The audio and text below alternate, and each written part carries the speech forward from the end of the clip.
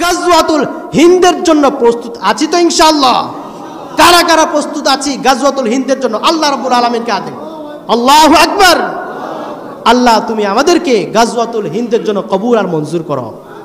আমরা সরকার মহলের কাছে আবেদন জানাবো, অনতি বিলম্বে এই ইসকনকে যেন বাংলার জমিনে নিষিদ্ধ করা হয়। কথা বলুন ঠিক কিনা? ইসকনের প্রধান এবং সুদূর প্রসারী লক্ষ্য এবং টার্গেট হলো, সর্বশেষ টার্গেট হলো তারা সারা বিশ্ব থেকে মুসলমানকে, ইসলাম ধর্মকে নির্মূল করে দিতে চায়।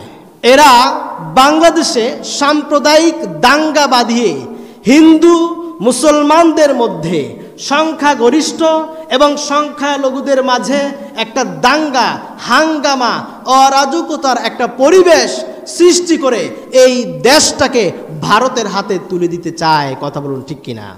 এবং এরা এতটা হিংস্র, এতটা হায়ওয়ান, এতটা উগ্র, এরা গত কয়েকদিন আগে চট্টগ্রামে প্রকাশ্যে দিনে দুপুরে দিবালোকে আদালত চত্বরে আমার ভাই, মুসলিম ভাই আলিফকে প্রকাশ্যে জবেহ করেছে। কথা বলুন ঠিক কিনা?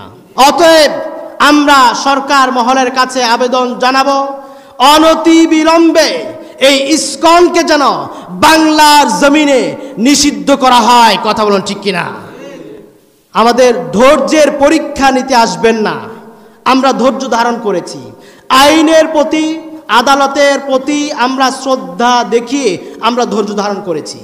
আলিফকে যেভাবে হত্যা করা হয়েছে, শহীদ করা হয়েছে, কোনো মুসলমান স্থির থাকতে পারে না। কিন্তু আইনের প্রতি শ্রদ্ধা থাকার কারণে আমরা ধৈর্য ধারণ করছি এখনো পর্যন্ত। কিন্তু আমরা আজকের এই মিম্বার থেকে মিডিয়ার মাধ্যমে স্পষ্টভাবে এই কথা, এই দাবি ব্যক্ত করতে চাই, যদি ইসকনকে নিষিদ্ধ না করা হয় তাহলে সারা বাংলাদেশের সমস্ত নাগরিক ইসকনকে নিষিদ্ধ করার জন্য, নির্মূল করার জন্য যা যা করার দরকার প্রস্তুত আছেন তো ইনশাআল্লাহ? আবু সাঈদের রক্তের মাধ্যমে জালেম সরকারের পতন ঘটেছে।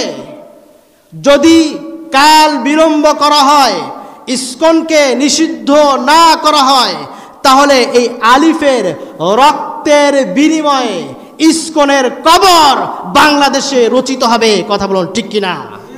আমরা লক্ষ্য করি যে ভারতের মুসলমান অনেক বেশি নির্যাতিত। ভারতের মসজিদগুলো একের পর এক নির্মূল করে দেওয়া হচ্ছে, ভেঙে ফেলা হচ্ছে। বাবরি মসজিদকে ভেঙে রাম মন্দির করা হয়েছে। এভাবে ভারতের মসজিদগুলোতে মন্দিরের জায়গা ছিল 100 বছর, 200 বছর আগে, এই দাবি করে মসজিদগুলোকে ভেঙে ফেলা হচ্ছে। এবং বর্তমানে নতুন করে তারা দাবি করছে আজমির শরীফকেও ভাঙতে হবে। কেন? কারণ এই আজমির শরীফের নিচে 200 বছর, 300 বছর আগে নাকি কি ছিল? মন্দির ছিল। জোরে বল নাউজুবিল্লাহ। আমরা স্পষ্টভাবে বলতে চাই, আজমির শরীফে যদি হাত দেওয়া হয় তাহলে বাংলার মুসলমান ঘরে বসে থাকবে না। কথা বলুন ঠিক কিনা?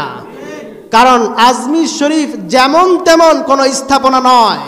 এটা হলো উপমহাদেশের শ্রেষ্ঠতম বুজুর্গ আল্লাহর ওলি খাজা মঈনুদ্দিন চিশতি রহিমাহুল্লাহর কবর। কথা বলুন ঠিক কিনা? অতএব তার কবরে যদি হাত দেওয়া হয়, তার সাথে যদি বেয়াদবি করা হয়, মুসলমান ঘরে বসে থাকবে না। নারী, পুরুষ, শিশু, বৃদ্ধ, যুবক সবাই যুদ্ধের ময়দানে নেমে পড়বে। কথা বলুন ঠিক কিনা? তারা পায়ে পড়ে গজওয়াতুল হিন্দের জন্য আহ্বান করছে।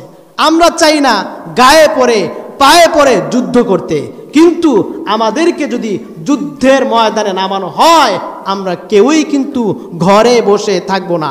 সবাই মিলে যুদ্ধ করার জন্য, গাজওয়াতুল হিন্দের জন্য প্রস্তুত আছি তো ইনশাআল্লাহ?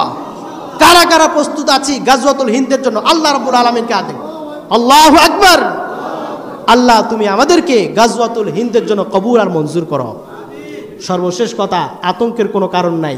বাংলাদেশ আয়তনের দিক থেকে ছোট, সংখ্যার দিক থেকে আমরা কম, সামরিক শক্তির দিক থেকে, অস্ত্র শক্তির দিক থেকে, বাহ্যিক শক্তির দিক থেকে আমরা কম, এই হীনমন্যতায় মুসলমানদের ভোগার কোনো কারণ নাই। কথা বল ঠিক কিনা? মুসলমান বাহ্যিক শক্তি দিয়ে, সামরিক শক্তি দিয়ে, সংখ্যার শক্তি দিয়ে কখনো বিজয় লাভ করে নাই। মুসলমান সবসময় বিজয় লাভ করেছে ঈমানি শক্তি দিয়ে। কথা বল ঠিক কিনা? আমাদের একটা মাত্র হাতিয়ার, কয়টা হাতিয়ার? সবচেয়ে শক্তিশালী একটা হাতিয়ার ঈমান। এই ঈমানের সামনে বাহ্যিক যত হাতিয়ার আছে সব নির্মূল হয়ে যাবে, নস্যাৎ হয়ে যাবে। কথা বল ঠিক কিনা?